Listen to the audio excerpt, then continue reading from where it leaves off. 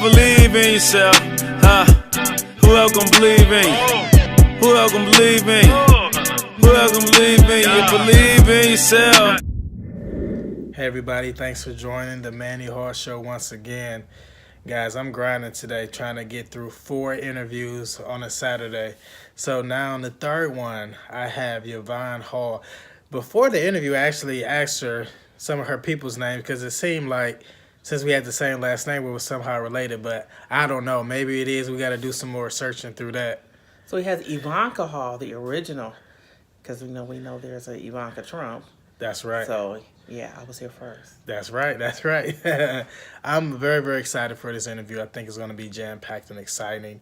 For the people that follow this great woman, you're going to be able to have a chance to really learn some more interesting and amazing things. So let's get started with the Manny Hall Show.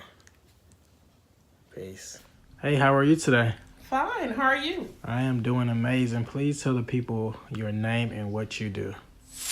Wow, my name is Yvonka Hall, so Yvonka Marie Hall. There is another Yvonka Hall in Cleveland. I direct a health program. I'm an activist, an organizer, an agitator. I'm all of those things, all of those nouns that are used to those action words that are used to describe me in the work that I do in the community. I love it. What made you get started as an activist and really having a heart for your city and change? You know what? I was very young.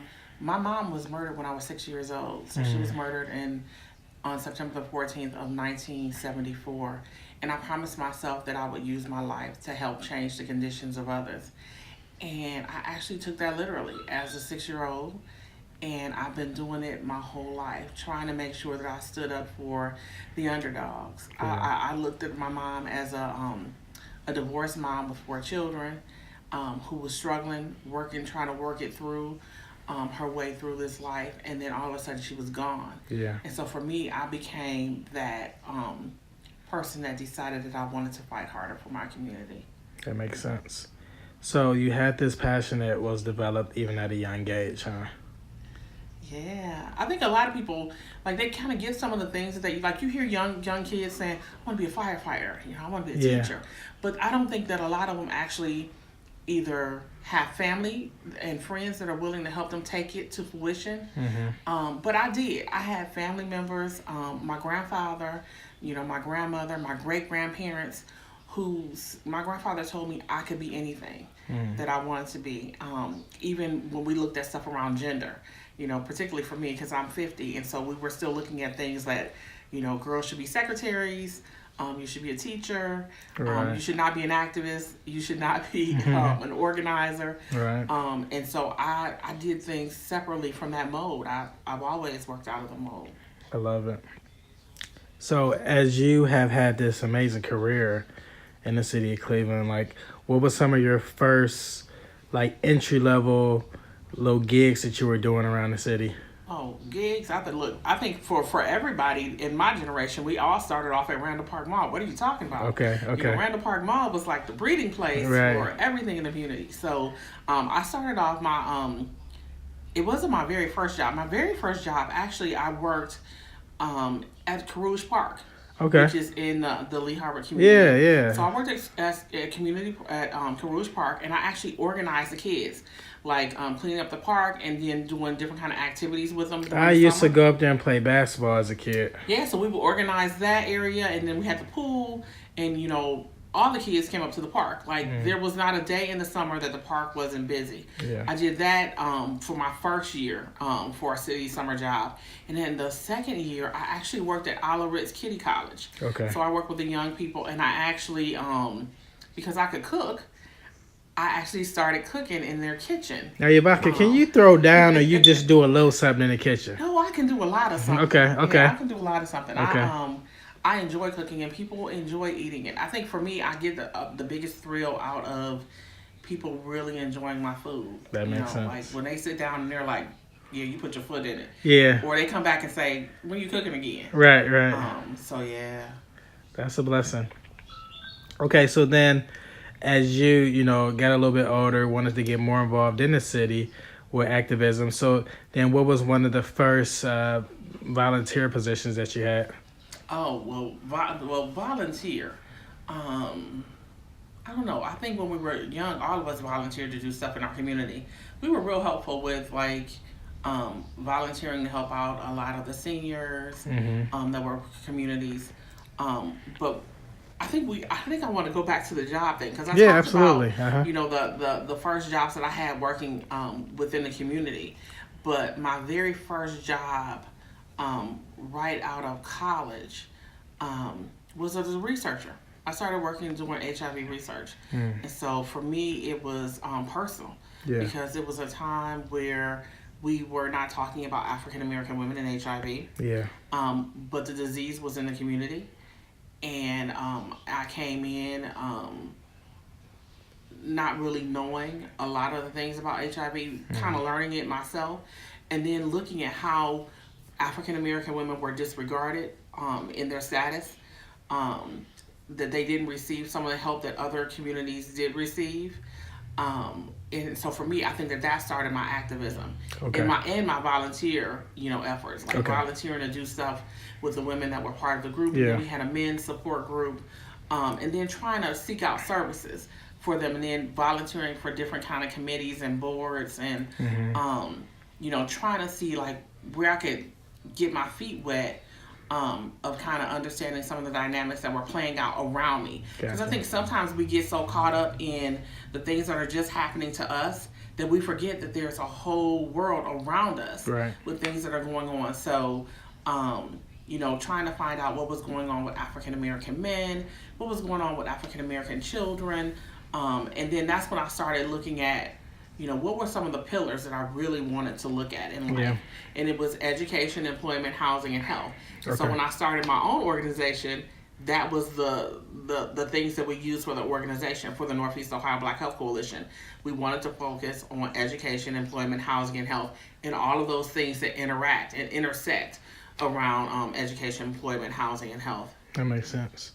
I love your passion that you have for what you're doing, because it seems like even now when I'm catching you on social media, you're constantly just throwing out great information, great data, inspiration for people. It's like you never stop. You know what? The other day it was, in the wake of the shootings in Florida, right before it happened, like maybe 2 days before, the NRA called me, they sent me a questionnaire about supporting the NRA, and I'm like, I think you got the wrong person. Like, do you want to be endorsed by the NRA? And I'm like, okay, does that endorsement mean that you're going to do better background checks? Does it mean that we're going to be doing mental health assessments? Does it mean that we're going to not allow people to be able to buy automatic assault rifles? Does that mean that we're going? And so I'm saying all this stuff, and I'm like, because if it means that, then yeah, you can endorse me. But if it doesn't, yeah, you can't endorse me. And I just look at it and say, when we talk about gun violence, they're talking about the schools, more suburban issues. But we have a problem, urban, rural, and suburban, around gun violence. And so we have to make sure that we're bringing people into office that are addressing those issues. And I think that that's one of the reasons why I decided to run. Because I'm like, okay, can we get some people that actually want to talk about us? So that's probably why you see the passion. The passion spilled over from my social media posts, because you're on there and you're talking about some of the things that kind of hit your heart. And I was talking more about political stuff. And it was like, people kept saying, well, why don't you run for office? And I'm like, I'm not interested in that. And then one day it said, you know what, you're frustrated with everything, but you can help change it. And so for me, I decided to run. I love it.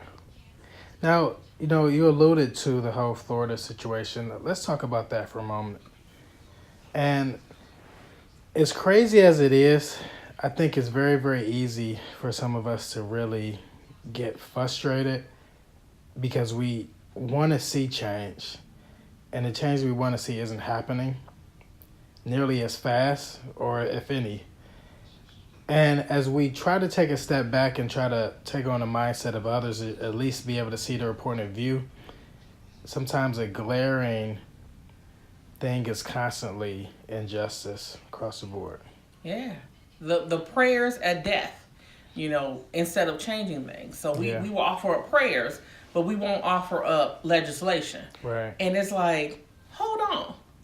Right. Right. Your job is to legislate. Yeah. So your job is to protect the people in the community. Right, exactly. It's not to protect the lobbyists. It's not to protect the NRA. Right. And so if your job is to protect the community, then why don't we have legislation, or why do we change legislation? Because, under the Trump administration, they changed, some of the legislation that we had in place under the Obama administration. And so it's important for us that if we are talking about how do we help save people's lives, and we can actually write in legislation to change people's lives and to save people's children, then we should be doing everything possible to make that happen. Yeah, and it's right now so tough because while they would get on the news and say, yeah, I support this and I feel bad for this, but again, to your point, it's not much is being changed. Well, nothing's changing. Nothing's changing because all you're offering is empty promises. Because how can you pray for me and not want to change the conditions of what's going on in my community? Yeah. Assault rifles should never be in the hands of anybody. Hunters don't use assault rifles to hunt, right? Because it would impact their hunt. Yeah. And so why do we have assault rifles that are readily available in all of our communities? Yeah. So we have to do something to address that issue. Yeah. Now, how can we as an individual, each person, do their part? Well, I think, part of it is figuring out where you're supposed to be. Okay. What you should be advocating for, whether you're advocating around children, whether you're advocating around men, women, some of those other issues that are happening in the community, whether it's environmental justice, whether it's social justice, whether it's restorative justice, for people who have been penalized in these within the Clinton administration, within these tougher on crime sentencing guidelines. Yeah. And the guidelines, 100 to 1 is disparate already. Mm-hmm. And so now they've changed it. It's still 18 to 1. Mm. So, for those people who are being impacted, and now they're getting ready to open up marijuana farms. Yeah. And so I went to jail for something that's about to be legal. Like, okay, could we fix this? So some restorative justice. Yeah. Looking at policy issues, looking at environmental issues. In Cleveland, we talk about anytime you walk up to somebody and you say, what's going on in Flint, Michigan? The first thing they say is lead. They know that there's a problem with lead in Flint. But if I told you that our rates in Cleveland are double that in Flint, would you believe me? Wow. And our rates in Cleveland are double that of those in Flint, Michigan. Wow. That's awful. And do we talk about it? No, if I talk about infant mortality, we talk about infant mortality. African American infant mortality is 3 to 1. Our babies die 3 to 1 before their first birthday. But African American infant mortality has been that high since we got here. Mm. And part of it is poverty. The other part is stress. Yeah. And so what do you do to change poverty and stress in those communities? One of them is paying people a living wage. Yeah. Pay them a living wage so they can pay their bills. Yeah. So they can have a place to live. How do you use $8.25 in order to pay your rent, and your rent is $700 a month? Mm. And so we have to really, really make sure that we're accountable to our communities. And for me, that's paramount to any type of work that I do.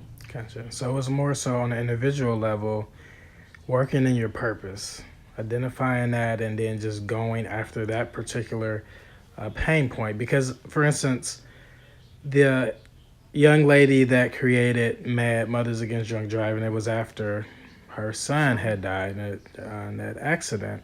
So it's like you can identify different areas of your life where you will feel that passion.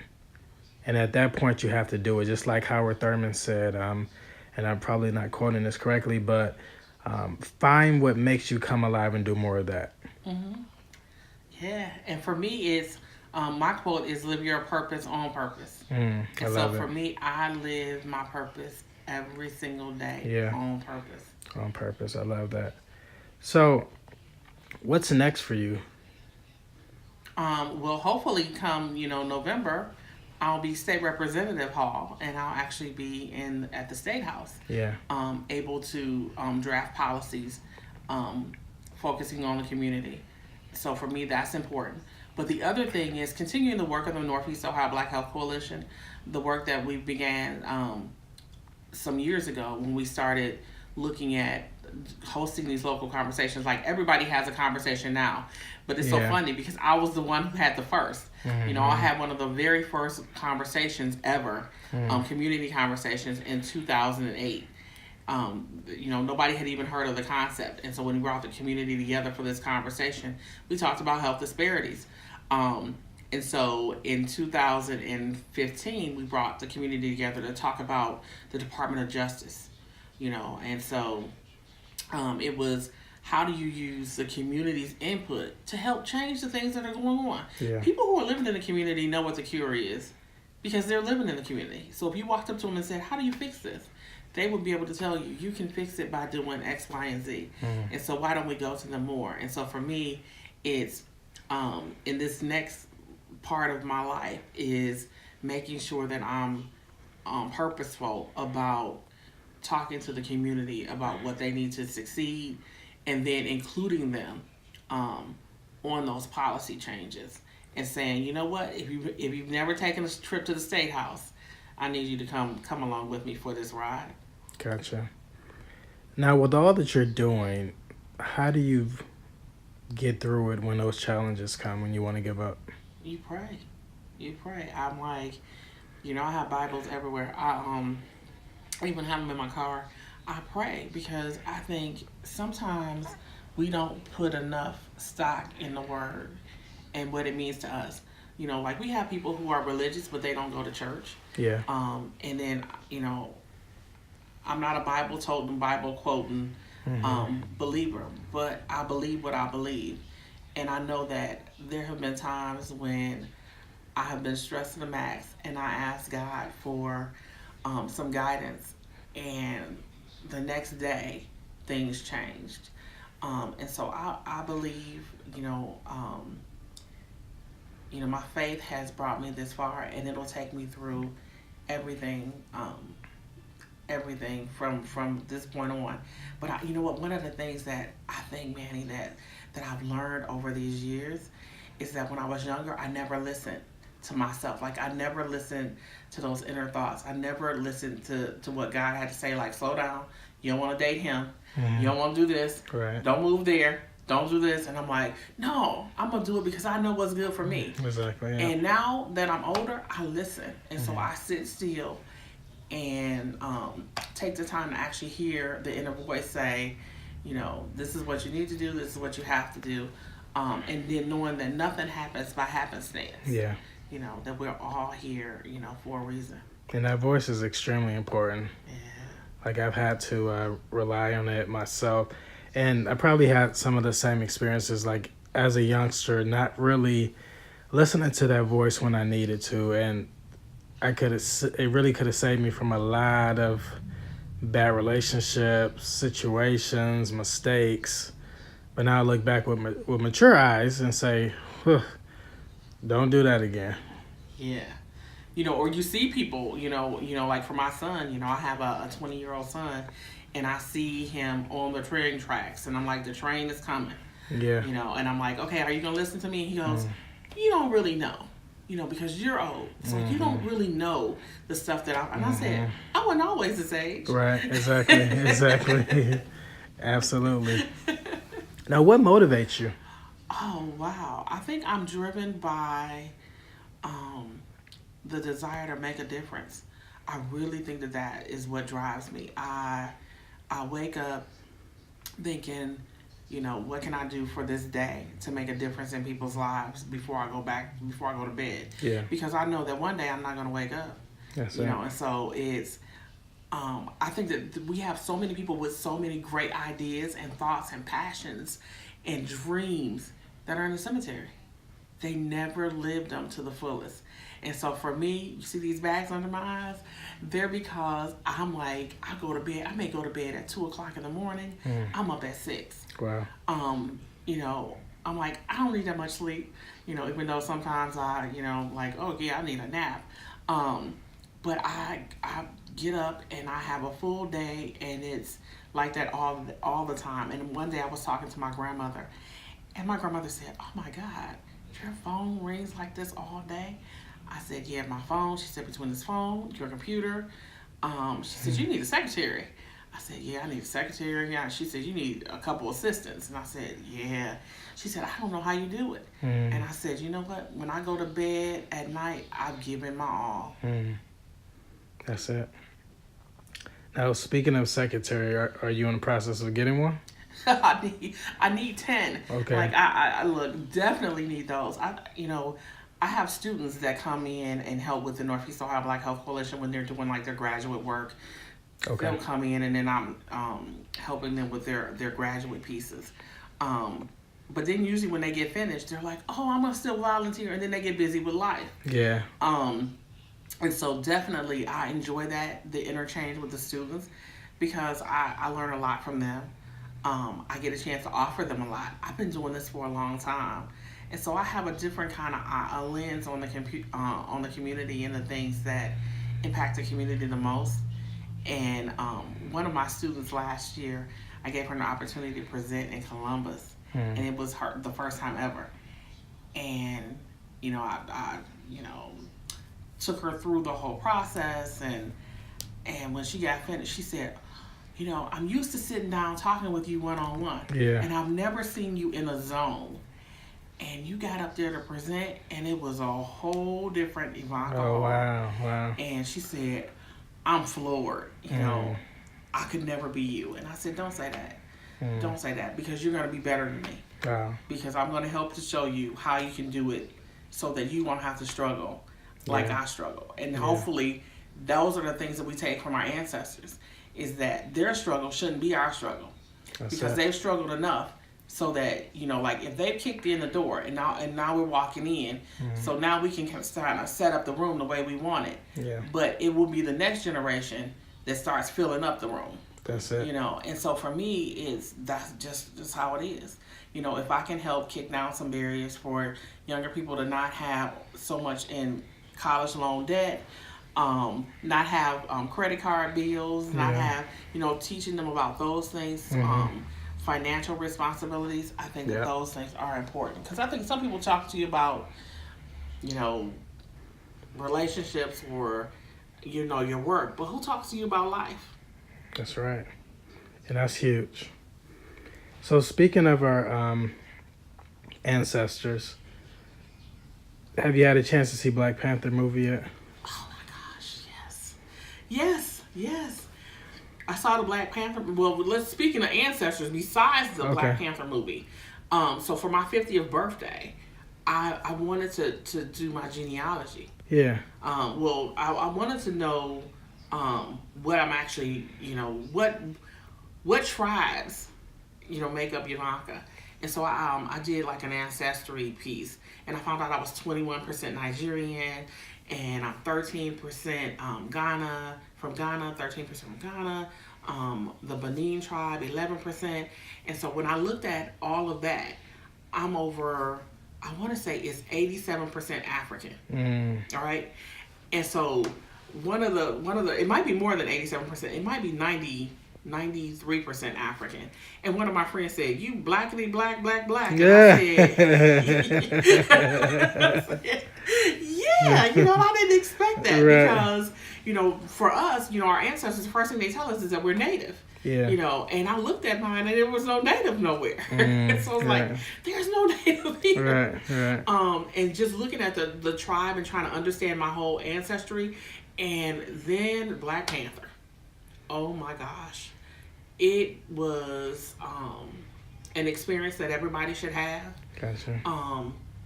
For me, it made me, it was those subliminal messages that it sent. about responsibility, social responsibility, civic responsibility, responsibilities to your communities. It was we always get the tale of the brothers, but except for in this case, it's two cousins. You know, the fighting, and I think it was just something that our young people need to see. The warrior black women, but we've always had.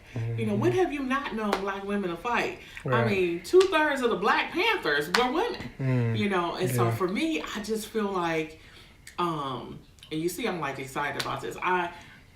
The warrior thing, just for me, was like, that's me. That's what I do every single day. Like, people don't see it. They just know that it happens, but they don't know how it happens or why it happens. But we see the same thing in our mothers and our aunts, our cousins, our sisters who stood up to Jim Crow, who stood up to women's lib that never included them. They stood up to Me Too that never included black women, even though it was created by a black woman. But when you look at the Me Too movement, you don't see me. You know, but we know that in order for me to look like this, there was some Me Too that happened along the way. Yeah.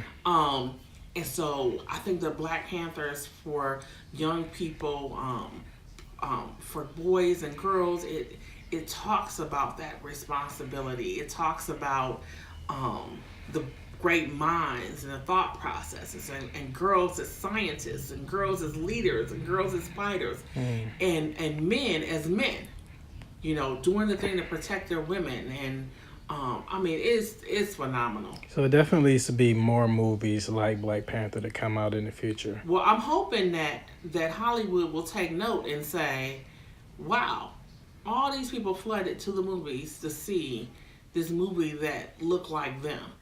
And, you know, for me, it's, you know, this is Black History Month, and we got to be real.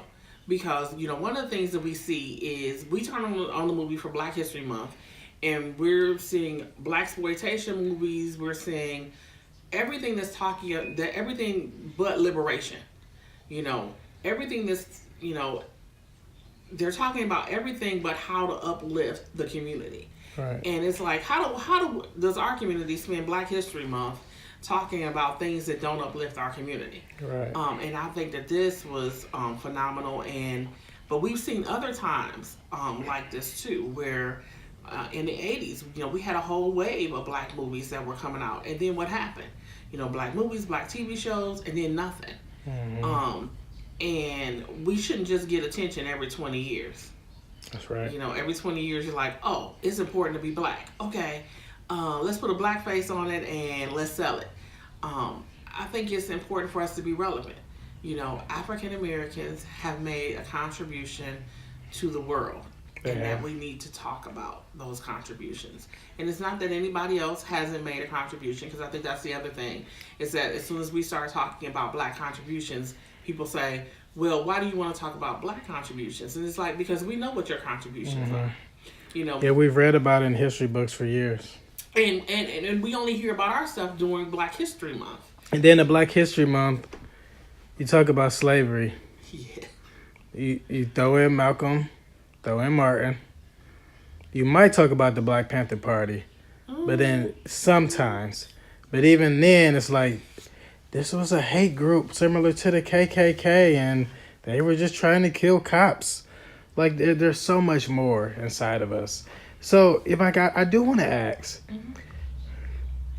when you get in office, doing your thing for the community, for your people, what changes do you hope to make? Some policy changes. Okay. Particularly around that restorative justice piece that we talked about early, around environmental, how environmental hazards are looked at, particularly around lead. We have a problem. I mean, when we know that people are lead impacted and we're not doing anything about it, but we're talking about, we're sending water to Flint, we need it here. Yeah. Yeah. And for my ward, you know, that I live in, every single school in my ward has lead problems. And so the parents are sending their kids to school. Wow. And there's lead in their water supplies. Wow. So changing that, fighting for the $15 an hour minimum wage is important. for us fighting for women to get equal pay for equal work. Yeah. As a woman who's been underpaid, it's okay, well, why do you make more than me and I'm in charge? Or, as a black woman that's even more so underpaid, I want my whole dollar, and why am I getting almost a half? I'm getting a whole lot less than everybody else. Right. 68 cents to their dollar. Yeah. No, I want my dollar. I want to be able to live, thrive in my community with my dollar also. And so those pieces. And then for me, the biggest piece of all would be universal health care. There should be no reason why Cuba should have universal health care, and France should have universal health care, and all of these other countries should have universal health care. And then here, we don't have universal health care. It's like, no, we need to make sure that when people are sick, that they're not worried about whether they went to the exchange to go sign up for the ACA, that they can go to the doctor in their community and be seen. Part of making sure that people are well cared is making sure that they have health care, and we have to do a better job. I love it. Now, speaking of the lead in our community, how can a family do lead testing in their home? How can families do lead testing in their home? Well, they can actually call the city, okay, or the county, and they can actually come in and do a lead test. Or what they would do is test their window seals, test their walls. They will look at your walls too to see if you have like any imperfections. But remember that in Cleveland, 90% of our homes in Cleveland have lead, because 90% of our homes were built before 1978. So that means 90% of the homes have lead. Wow. In the suburbs, 80%. So in the first ring suburbs, those houses were also built before 1978 when they started outlawing lead in paint. And so when people have old windows, what happens is that dust from lifting those old windows, the dust gets airborne and goes into their houses. And so I don't know about you growing up, but I know growing up in our house, come spring and come winter, we had to wash down walls. Yeah. We cleaned the walls, we cleaned the baseboards, yeah, we cleaned window seals. I remember that, yeah. Yeah, we took every stuff, and I do the same thing. So now here at home, I wash down walls, I clean baseboards, I clean around window seals. I don't let dirt and dust just kind of like sit. Yeah, so if families have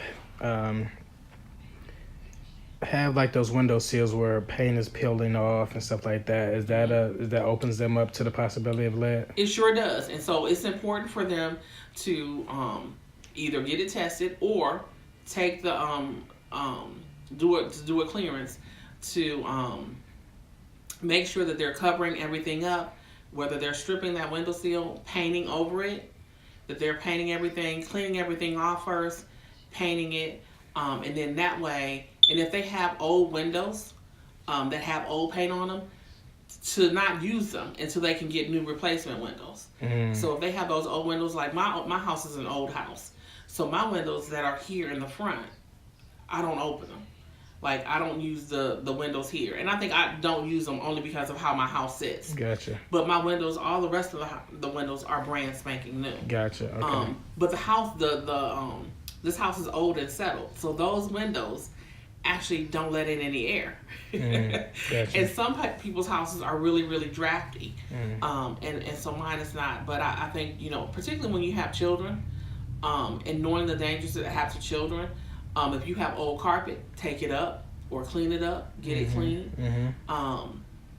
If you take up the carpet and you have the bare floors, then you can keep those clean because you can just mop them. But if you have old carpet and you're not doing a good enough job of vacuuming it up, and kids are eating stuff and picking things up off the floor, then when the lead is coming through, the dust that's coming through, the lead dust that's coming in or being tracked into your house, when people track things through, and your kids are picking things up off the floor and putting them in their mouth, then they're putting that lead in. And so one of the things that we know is that, lead poisoning, the impact is irreversible. Once children are impacted, they're impacted. And so we see developmental delays in children that are lead poisoned. We see speech and hearing, and we see aggressive behavior for children. And then we also see people that die young. So one of the things that we know is that when people are lead poisoned, the lead is in their blood first. And then it goes from their bones to their kidneys. And what impacts African Americans more so than anything is kidney failure. And so a lot of the people that have kidney failure that have been told that they have kidney failure because of hypertension actually have kidney failure because they are lead impacted. Wow. They've been lead impacted all their lives, and the lead has now settled in their kidneys. Wow. That's really deep. I absolutely love this. Now, Yvonka, as we wrap up, do you have any final words? What, besides vote for me? You know what? I think it is imperative that if we have young people, so this is not a thing for my campaign. This is for your life. Voting is your power. That is your voice. If you don't do anything else, make sure that your voice is heard. So make sure that you vote. If you are 17 years old and you'll be 18 before the election, you can vote. If you've had a felony in the state of Ohio, you can vote. I think that we do ourselves a disservice when we sit at home and we wait for the results from somebody else, or we say, wow, they're about to change such and such a law, or they're about to send us box foods home. And it's because of who the person is that we have in elected office. Yeah. And it's, okay, well, we can change that by voting. And in our last election, less than 25% of the community voted. So how do we make sure that people get out and use their voice to change the community? And it's voting. And registering to vote is easy. You can go to your local board of election. You can register online to vote. Once you're registered online to vote, you don't even have to go to a polling place. You can actually apply to have your ballot sent to you and then mail it back in. And for me, that is the one thing that I would want to leave everybody with, because we have far too many folks who have neglected to do their due diligence to ensure that their voice is heard in this democracy. Yeah, and I don't think that